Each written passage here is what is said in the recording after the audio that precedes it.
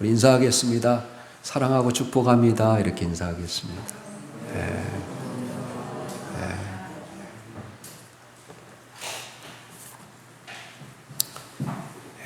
오늘 본문 1절부터 31절까지 내용은 느헤미야가 4가지를 개혁한다는 거예요. 여러분, 전 세계적으로 1천만 부 이상 판매 부수를 기록한 로버트 멍어의 내 마음의 그리스도의 집이라는 아주 좋은 소책자가 있습니다. 그는 그 소책자 속에서 그는 예수님이 자신 속에 계신 것을 확신하고 은혜 받아 변화된 사람이었습니다. 그는 집안을 모두 하나님께 드렸습니다. 거실이며 서재며 안방이며 부엌이며 그의 작업실까지 모든 것을 주님께 드렸습니다. 거실은 전에 텔레비전을 보는 곳이었지만 이제는 주님이 거실의 주인이 되어 주옵소서라고 주님께 맡겼습니다. 부엌도 예전에 자신의 욕망을 위해서 먹고 싶은 것을 먹었던 곳이었지만 이제는 세속적인 욕망까지도 주님이 통제해 주시기를 원하는 공간이 되었습니다.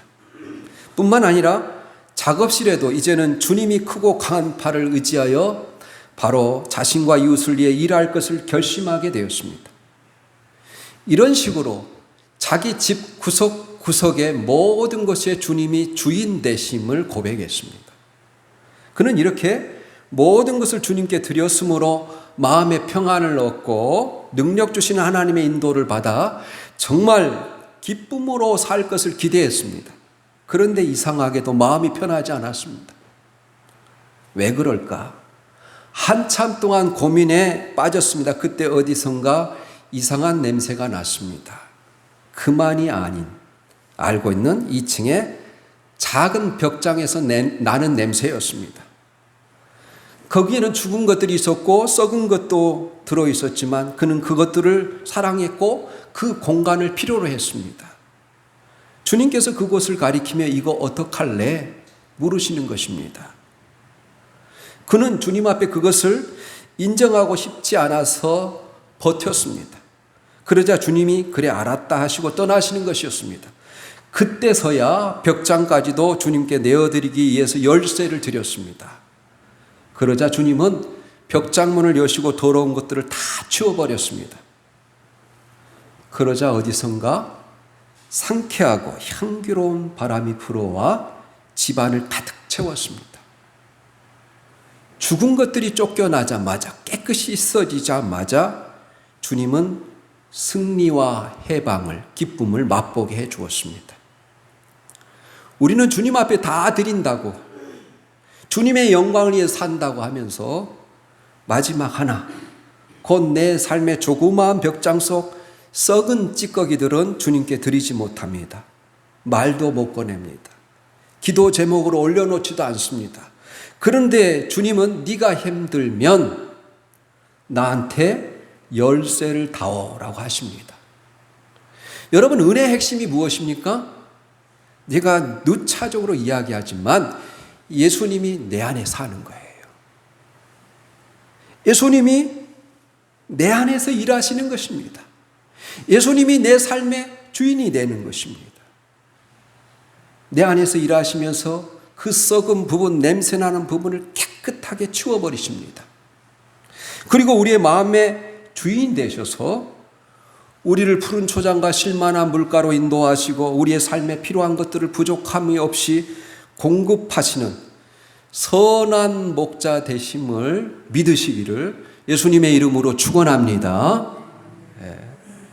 그래서 느헤미야가 마침내 수많은 위협과 그 방해 속에서도 예루살렘 유민들과 140년 동안 무너져 있었던 이 예루살렘 성벽을 52일 만에 하나님의 은혜로 여러분 재건했습니다.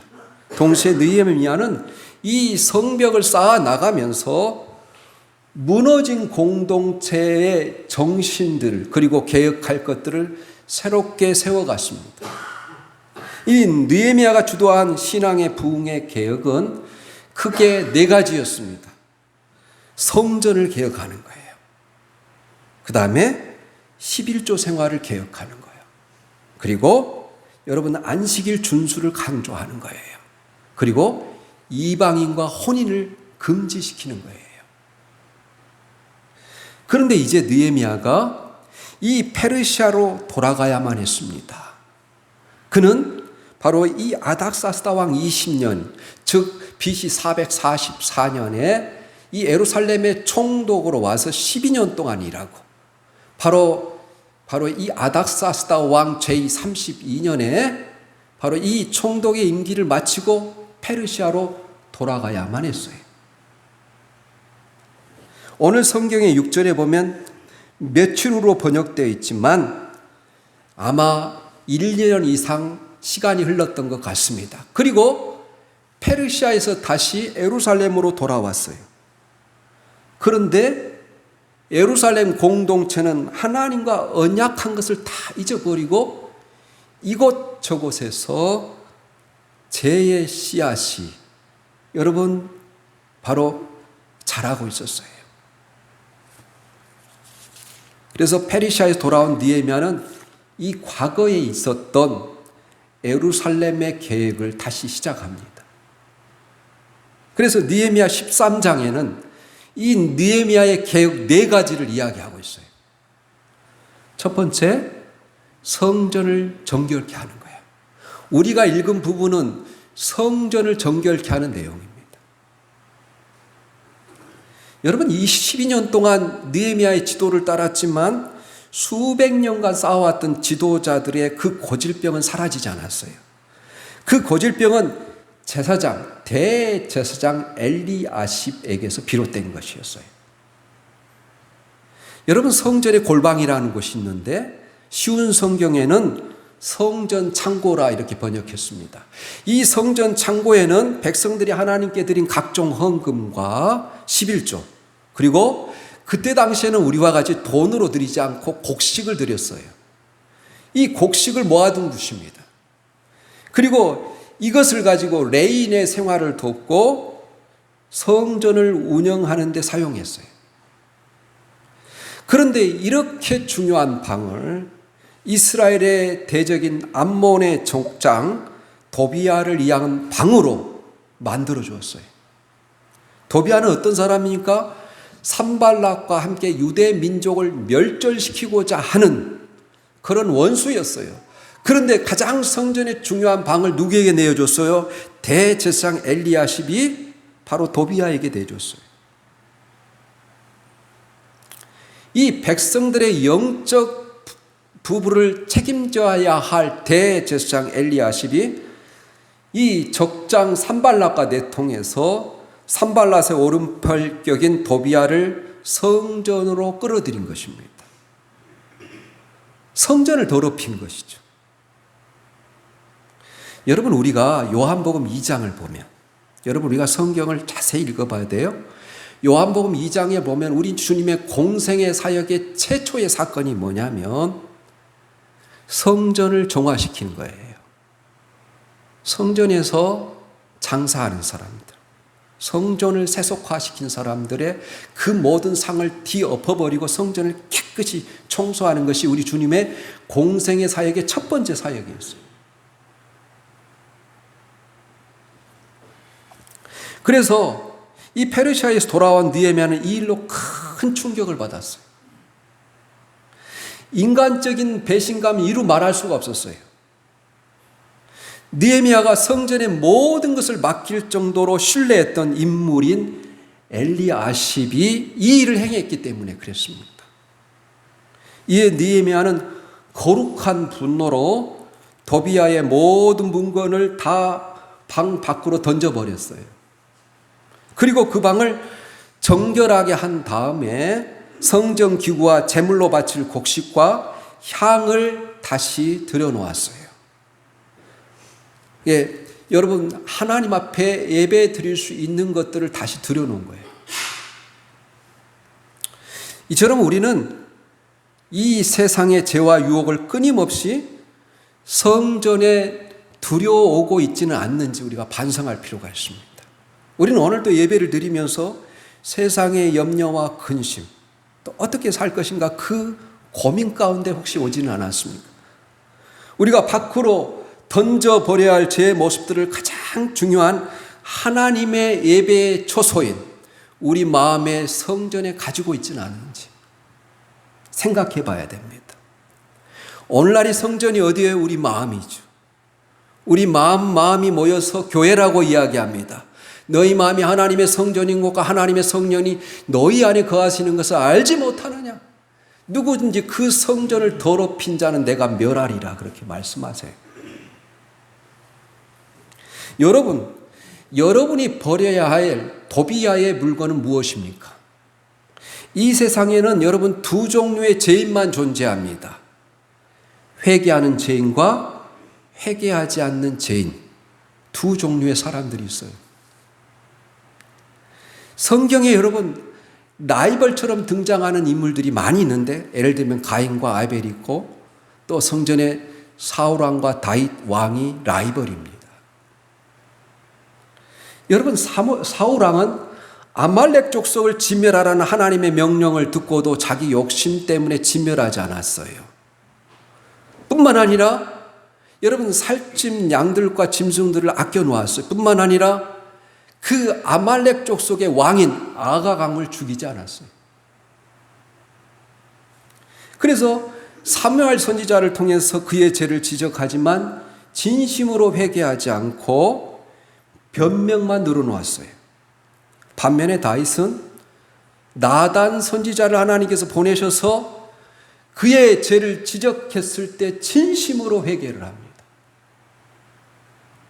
여러분 강력한 왕권에 취해서 자기 중심적으로 변해가던 다윗은 그의 충직한 부하 우리아의 아내 밧세바를 간음하고 자신이 지은 죄를 덮기 위해서 우리아를 죽이게 합니다. 살인교사죄를 범하게 되는 것이죠. 여러분 사울왕의 죄와 다윗의 죄 중 누구의 죄가 더 클까요? 다윗의 죄가 더 크죠. 그런데 어떻게 사울왕은 하나님으로부터 버림을 받고 다윗은 이스라엘의 많은 왕들 중에 하나님의 마음에 합한 자라 최고의 성군으로 추앙받는 인물이 되었을까요? 그들이 선지자를 통해서 죄를 지적받았을 때 나타낸 반응의 차이가 있었어요. 사무엘로부터 심판을 선언받은 사울의 반응, 그리고 나단 선지자를 통해서 이 다윗의 반응, 우리 두 구절 찾아보면서 한번 비교해 보겠습니다. 사무엘상 15장 30절이에요. 그리고 시편 51편 4절입니다. 여러분 이것은 사울의 반응입니다. 우리 같이 읽겠습니다. 사무엘상 15장 30절 시작. 사울이 이제 이르되 내가 범죄하였을지라도 이제 청하옵나니 내 백성의 장로들과 이스라엘 앞에서 나를 높이사 나와 함께 돌아가서 내가 당신의 하나님 여호와께 경배하게 하소서 이렇게 이야기해요. 그리고 여러분 다윗의 한번 또 반응을 보겠습니다. 시편 51편 4절입니다. 여러분 시편 51편 4절입니다. 시작. 내가 주께만 범죄하여 주의 목전에 악을 행하였사오니 주께서 말씀하실 때 의로우시다 하시고 주께서 심판하실 때 순전하리다 하시리이다. 여러분 사울의 고백은 다 여러분 주어가 자기예요. 내가 범죄했을지라도 이제 청하옵나니 내 백성의 장로들 앞과 이스라엘 앞에서 나를 높이사 나와 함께 돌아가서 내가 당신의 하나님 여호와께 경배하게 하소서 이렇게 이야기해요. 사울이 두려워한 것은 하나님이 아니었어요. 하나님으로부터 받을 형벌이었고 백성들이었어요. 하나님 앞에 송구한 마음보다도 자신의 명예와 안위를 더 중요하게 여겨요. 반면에 나단 선지자로부터 심판을 들은 다윗은 아주 대조적으로 이야기합니다. 모든 초점이 하나님께 있어요. 내가 주께만 범죄하여 주의 목전에 악을 행하였사오니 주께서 말씀하실 때 의로우시다 하시고 주께서 심판하실 때 순전하시다 하리이다. 이렇게 말해요. 다윗은 자신의 명예나 위신이 아니라 초점을 하나님께 두고 있어요. 하나님과의 관계를 망가뜨린 자신의 죄와 허물 때문에 슬퍼하는 거예요. 여러분, 회개하는 죄인은 자신의 삶에서 이 거룩한 예배를 방해하는 모든 것을 하나님께 가져와 불사르고자 하는 사람들이 진짜 회개하는 사람. 우리 삶 가운데 반드시 제거해야 될 죄는 무엇입니까? 반드시 주 앞으로 가져와 회개함으로 여러분의 마음의 성전을 깨끗하게 하시기를 예수님의 이름으로 축복합니다. 이게 가장 중요해요, 예배할 때. 두 번째, 여러분, 11조에 관한 거예요. 오늘 10절에서 14절 말씀이 11조에 관한 거예요. 여러분, 제사장 엘리야십이 이렇게 행동했으니 백성들의 삶은 두말할 것도 없죠. 일단 11조가 줄어들었습니다. 성전의 골방은 백성들이 하나님께 드린 11조를 쌓아두는 곳인데 이 골방이 텅 비어버렸습니다. 11조를 통해서 성전에서 일하는 레위인들을 먹여 살려야 하는데 백성들은 느헤미야가 페르시아로 돌아간 사이에 게으름을 피우기 시작했어요. 그러자 레위인들과 제사장들의 생계가 힘들어졌고 그들은 자신의 삶의 생계를 위해서 밭으로 일하러 나갔습니다. 제사장들과 레위인들이 먹을 것이 없어서 밭으로 일을 하러 나간 거예요. 그게 10절이에요, 여러분. 내가 또 알아본 적 레위 사람들이 받을 몫을 주지 아니하였으므로 그 직무를 행하는 레위 사람들과 노래하는 자들이 각각 자기 밭으로 도망하였기로. 이렇게 이야기해요. 여러분, 가장 타락한 시대가 사사시대인데 여러분 사사기 읽어보셨어요? 사사시대에 이렇게 성도들이 이스라엘 백성들이 11조를 드리지 않음으로만 레위 족속들과 제사장들이 다 흩어집니다. 왜요? 생계를 위해서.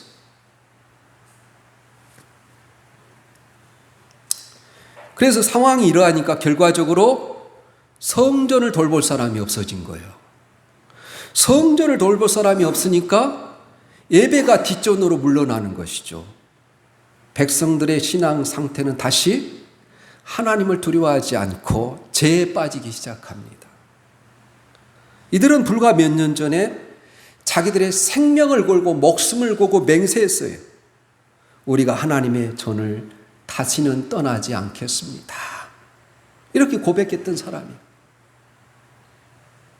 그래서 느헤미야는 이 일에 대해서 심각성을 생각하고 지도자들을 불러놓고 야단을 칩니다. 그리고 다시 골방을 채우고 레인들을 불러 모았어요. 그 중에 믿을 만한 신실한 자들에게 바로 책임을 맡겨서 그 11절 12절이에요. 여러분, 물질의 10분의 1을 하나님께 드리는 것은 하나님의 자녀됨의 기쁨과 감사의 표시예요. 성경은 그 마음에 각각 정한 대로 할 것이요 인색함이나 억지로 하지 말 것이며 하나님은 즐겨내는 자를 사랑하시느니라 이렇게 말합니다. 그리고 첫 열매를 드리는 것은 하나님이 나의 삶의 주인이십니다. 나의 삶을 책임져 주세요 라고 하는 것이 우리가 11조에 담겨진 의미입니다. 그래서 첫 시간을 드렸어요. 일주일에 첫날을 드렸어요. 처음 수확을 드렸어요. 첫 열매를 드렸어요. 초태생을 드렸어요. 이렇게 하나님께 드리는 것은 하나님이 나의 복의 근원이며 생명의 근원이십니다. 고백이에요. 여러분, 이런 개혁이 쉽지는 않습니다. 그래서 느헤미야는 기도하면서 개혁을 감당했어요. 늘 신중하게 결단하면서도 하나님의 은혜를 잊지 않고 기도한 사람이 누구예요? 느헤미야예요. 느헤미야는 여러분 느헤미야서 1장부터 마지막 장까지 계속 기도하는 내용이 나오죠. 그래서 14절에 어떻게 기도합니까? 우리 14절 내 하나님이여, 이 일로 말미암아 나를 기억하옵소서. 내 하나님의 정과 그 모든 직무를 위하여 내가 행한 선한 일을 도말하지 마옵소서. 지우지 마옵소서. 기억하여 주옵소서. 이렇게 이야기합니다. 하나님, 내가 선한 일을 했으니 잘 봐주세요, 이런 기도가 아니라 하나님의 말씀에 순종하여 예루살렘 땅에 선한 일을 감당할 것을 기억해서 하나님이 원하시는 이스라엘을 이룰 수 있도록 은혜를 부어주옵소서, 이런 기도예요, 사실. 그래서 여러분, 첫 번째는 성전을 깨끗하게 하고, 두 번째는 11조에 관한 것을 개혁하고, 세 번째로 안식일에 대한 개혁입니다. 그것이 15절부터 22절까지 우리가 잊지 않았죠. 그래서 이 일에 특별히 귀족들을 끄집습니다. 가장 경제적으로 형편이 좋은 사람들이 누구겠어요? 귀족들이겠죠. 그럼에도 불구하고 오히려 사람들이 일하지 않는 안식일을 틈타 바로 상인들을 부추기고 장사하도록 한 사람들이 귀족들이에요. 여러분, 이처럼 욕심은 더 큰 욕심을 낳습니다. 이로 인해 느헤미야는 안식일에 성문을 아예 닫아버렸습니다. 눈앞에 보이는 작은 이득 때문에 후에 올 엄청난 축복을 놓치지 않기를 원했기 때문에 이 성문을 아예 이제 안식일이 되면 닫아버려요. 애부 사람들이 출입하지 못하도록, 장사하는 사람들이 출입하지 못하도록. 그래서 지도자는 오해를 받더라도 결국은 백성들에게 무엇이 유익한가를 항상 생각하는 사람이 지도자예요. 이와 같은 일을 행하면서 느헤미야는 그 근거를 댔습니다. 이스라엘 민족이 하나님 앞에 심판을 받아 망하게 된 가장 큰 요인이 안식일을 하나님께 제대로 드리지 않았기 때문이라는 거예요. 그게 18절입니다. 우리 18절 같이 읽겠습니다. 18절 시작. 너희 조상들이 이같이 행하지 아니하였느냐? 그래서 우리 하나님이 이 모든 재앙을 우리와 이 성읍에 내리신 것이 아니냐? 그럼에도 불구하고 너희가 안식일을 범하여 진노가 이스라엘에게 더욱 심하게 임하도록 하는도다. 그래서 19절에 안식일 전 예루살렘 성문이 어두워갈 때 내가 성문을 닫고 안식일이 지나기 전에는 열지 말라 하고 나를 따르는 종들을 시켜서 성문마다 세워 안식일에는 아무 짐도 들어오지 못하게 하였다. 이렇게 이야기해요. 여러분, 우리가 주일에도 일을 해야 하는 상황들이 많습니다. 그럼에도 주일을 지키고 안식일을 지키는 근본적인 이유는 주일 성수가 하나님이 내 삶의 최우선순위입니다 라고 고백하는 거예요. 주일은 모든 세상의 시끄러운 소리를 다 뒤로 하고 하나님께 나의 모든 관심과 초점과 시야를 고정시키는 시간. 그 영적인 에너지를 하나님으로부터 충전받는 시간이고 하나님께 복을 받는 시간이고 무엇보다 가장 귀한 것을 하나님께 드리는 시간이에요. 이 일을 멈추고 잠시 예배를 드리는 것은 하나님이 나의 주인이십니다. 신앙 고백이자 내가 하나님께 속한 자녀임을 선포하는 것이에요. 그래서 느헤미야는 안식일에 관해서 개혁을 부르짖으며 다시 이렇게 기도했어요. 그래서 여러분, 하나하나 개혁이 끝날 때마다 기도를 합니다. 22절에 내 하나님이여, 나를 위하여 이 일도 기억하시옵고 주의 크신 은혜로 나를 아끼시옵소서.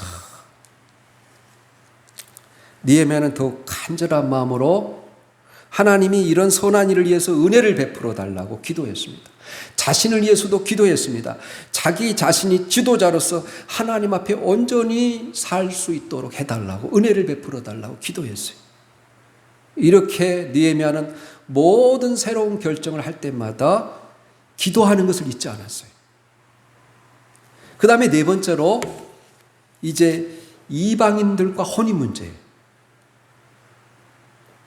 여러분, 하나님께서 구약 성경에 가장 많이 언급한 죄가 있다면 이방신을 섬기는 거예요. 그런데 우상을 섬기는 것, 이방신을 섬기게 되는 원인은 이방 민족과 혼인의 그 원인이 있다는 거예요. 여러분, 오늘 본문에 보면 이스라엘 자녀 가운데 한 사람이 바로 아마 이스라엘 사람들끼리 결혼한 것이 아니라 이방인과 결혼했던 것 같아요. 그 자녀가 아스돗 방언을 하면서 정작 모국어인 히브리어는 하지 못하게 된 것입니다. 이것을 본 느헤미야가 화가 머리끝까지 났어요. 그래서 그 부모님들의 머리를 쥐어받고 머리털까지 뽑아버렸습니다.